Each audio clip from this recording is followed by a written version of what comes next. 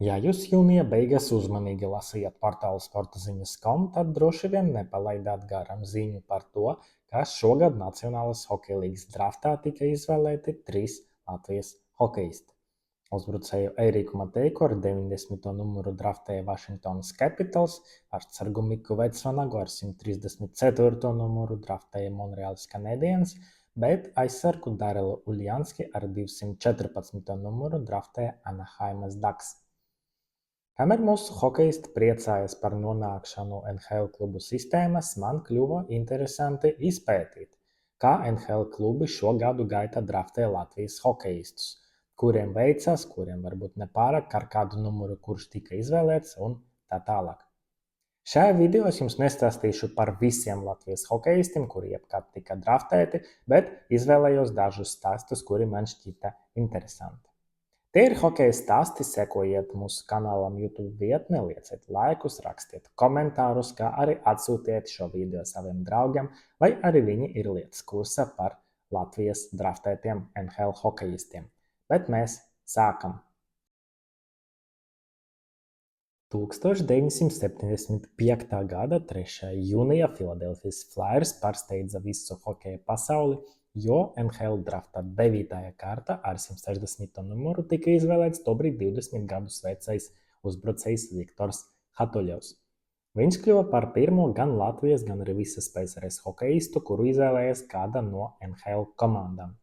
Plaša publika par šo faktu gan neuzzināja, jo visa informācija tika filtrēta, interneta tobrīd vēl nebija, un, protams, ka arī Padomju Savienības avīzes par šo faktu neuzrakstīja. Aizdoties uz NHL Hatuļevam nesanāca, jo 75. gada tā bija kaut kāda fantastika, nevienu uz Nacionālo hokeja līgu nelaida, un arī paša Hatuļeva stāsts ir diezgan traģisks, jo jau karjeras laikā viņam bija nopietnas problēmas ar alkoholu, un 1994. gada viņš tika atrasts Rīgā uz ielas jau miris. Tuvojoties PSRS sabrukumam, NHL klubi arvien aktīvāk sāk skatīties šai virzienā, tā skaitā arī uz Latvijas hokeistiem, un par nākamā mūsu valsts pārstāvi, kuru izvēlējies kāds no NHL klubiem, kļuva neviens cits kā Latvijas hokeja izlases galvenais treneris Harijs Vitoļņš, kura stāsts ir tiešām īpašs, jo viņš ir vienīgais Latvijas hokeists, kurš tika draftēts 2 reizes. Pirmo reizi tas notika 1988. gada, kad viņu ar 188. numuru izvēlējās Montrealas Canadiens, bet tolaik vēl joprojām bija grūti doties uz NHL, bija daudz kas jāsaskaņo ar varas iestādēm, un Vitoļņš palika Latvijā.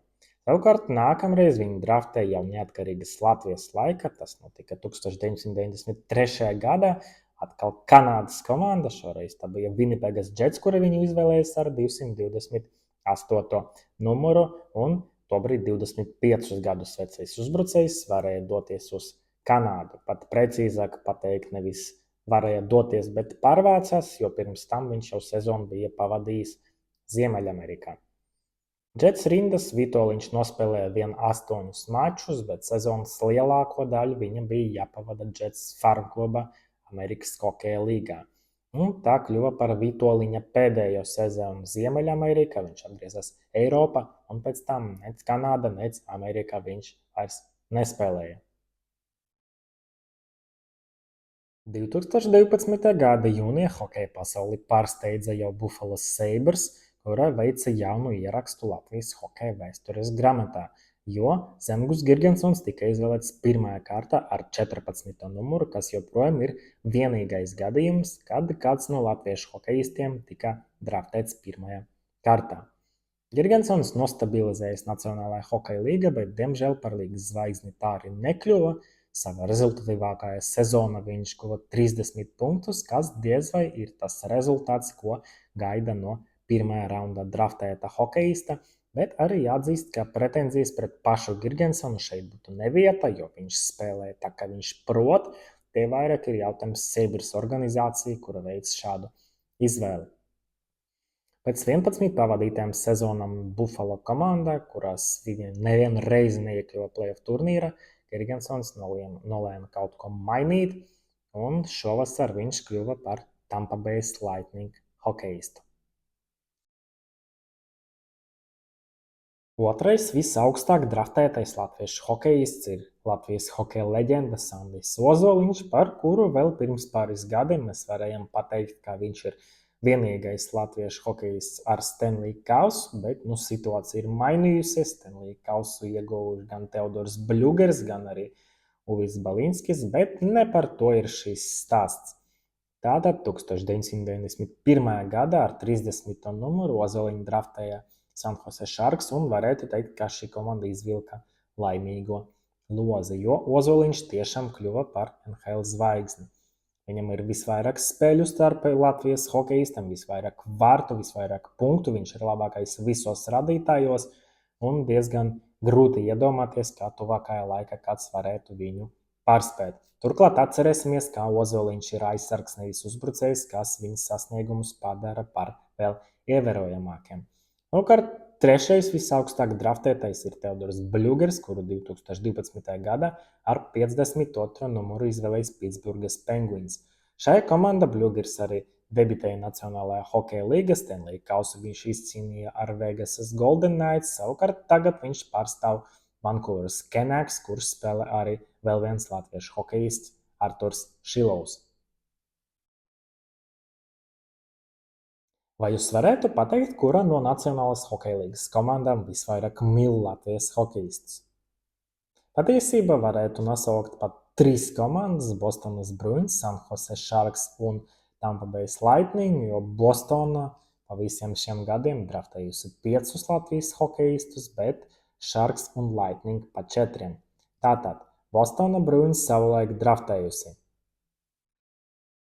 Sergeju Žoltoku, Mārtiņu Karsumu, Dānu Ločmeli, Grigoriju Panteljevu un Georgiju Pujacu.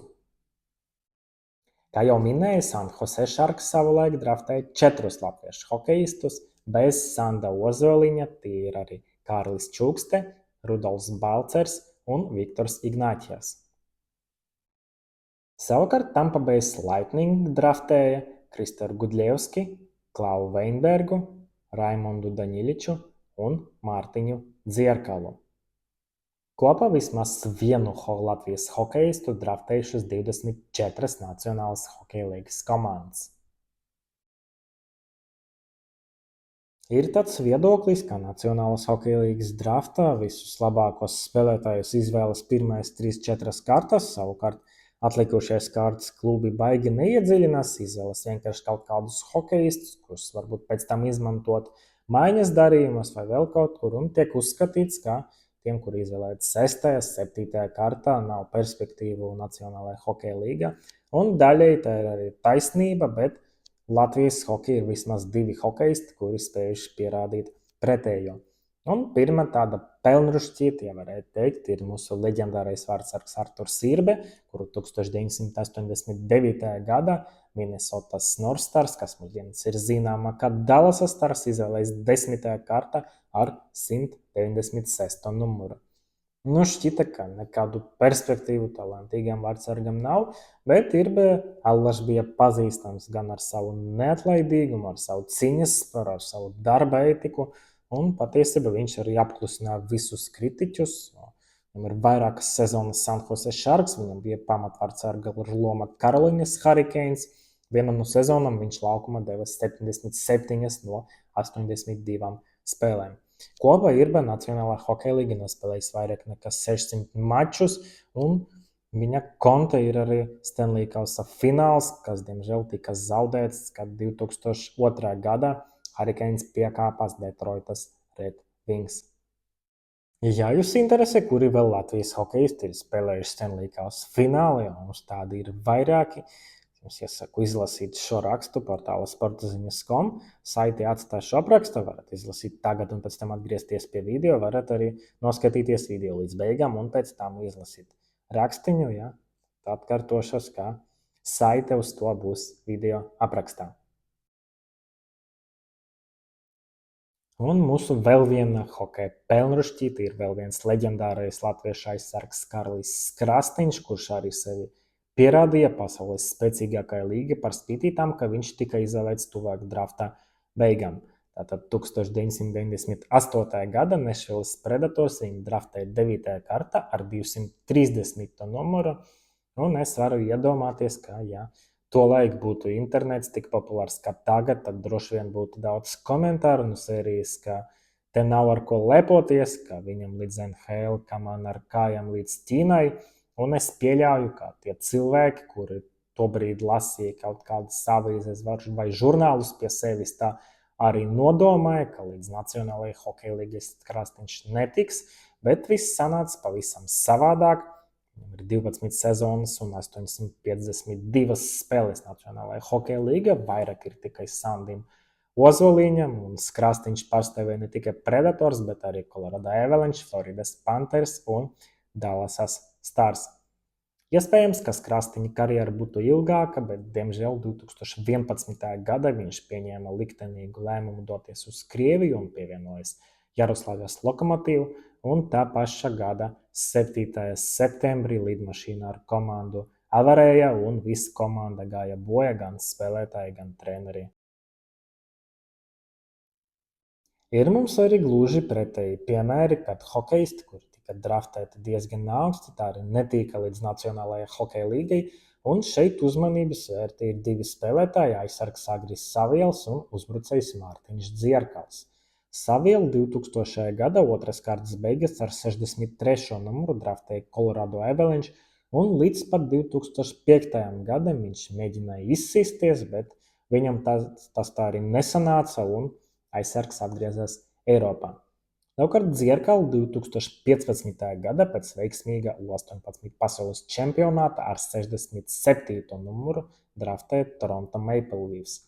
Nākamās divas sezonas uzbrucējs pavadīja Kvebekas junioru līga, pēc tam viņš mēģināja arī izsīsties caur farm klubu, bet viņš aizvadīja tikai 4 spēles un tika nosūtīts uz vēl zemāku līmeni, uz Austrumu krasta hokeja līgu, un arī bija spiests atgriezties Eiropā un jautāts par to, kāpēc viņam nesanāca, pats Dzierkals īsti atbildi nezina. Tiku tik augsti, jo mani nodraftēja pēc U18 čempionāta un biju top 10 rezultatīvākais visa turnīra, kas ir ļoti labs rādītājs. Tāpēc man noteikti paņēma tik augsti. Kāpēc nesanāca? Noteikti jābūt kaut kādai veiksmei.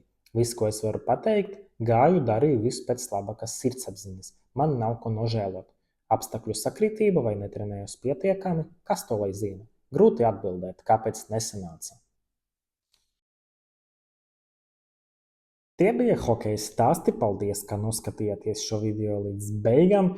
Varēties nosūtīt šo video saviem draugiem, kā arī komentāros uzrakstīt par to, kurš no stāstiem par Latvijas draftētiem NHL hokeistiem jums patika visvairāk. Tāpat komentāros varat arī uzrakstīt, par kādu tēmu jūs gribētu dzirdēt nākamos hokeja stāstus. Bet man līdz ar to viss, tiekamies nākamajās epizodēs.